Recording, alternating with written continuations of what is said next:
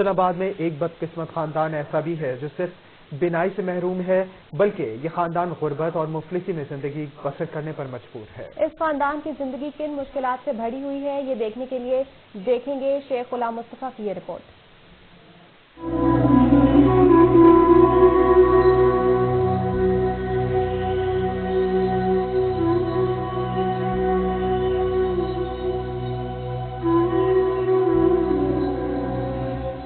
منچن آباد میں کرائے کے مکان میں رہنے والے مروثی اندھے پن کا شکار محمود اختر کی شادی بھی ایک نابینا خاتون حافظ قرآن رابعہ بی بی سے ہوئی۔ محمود اختر نابینا ہونے کے باوجود ایزی لوڈ کا کام کرتا تھا، لیکن بینائی نہ ہونے کی وجہ سے کام نہ چل سکا۔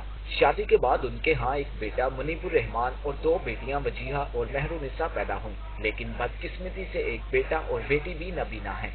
عزیز و قارب بھی رفتہ رفتہ ساتھ چھوڑ گئے اور چولہا ٹھنڈا پڑ گیا۔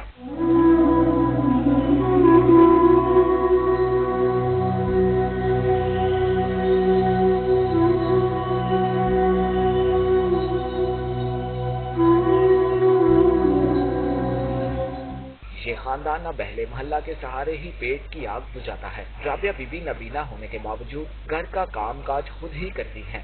کہتی ہیں کہ ان کی بھی خواہش ہے کہ بچے تعلیم کے زیور سے آراستہ ہوں۔ مکان کرائے کا ہے، بہت پریشانی کے عالم میں ہیں، گزر بہت مشکل سے ہوتا ہے، بچے بھی علاج سے ناممکن ہے کیونکہ علاج ہو سکتا ہے لیکن ہم نہیں کروا سکتے۔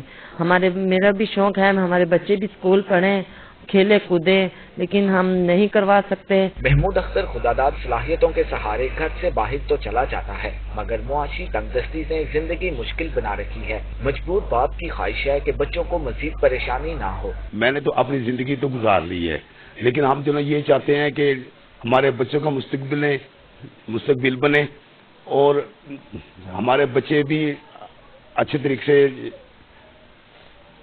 دیکھ سکیں۔ بینائی سے محروم خاندان نے مخیر حضرات سمیت حکومت سے مطالبہ کیا ہے کہ ان کی مدد کر کے انہیں مشکلات کی دلدل سے باہر نکالیں۔ کیمرہ ٹیم کے ساتھ شیخ غلام مصطفیٰ ندیم، روہی، منچن آباد۔ حاضر ہوں گے ایک بریک کے بعد۔ ہمارے ساتھ رہیے۔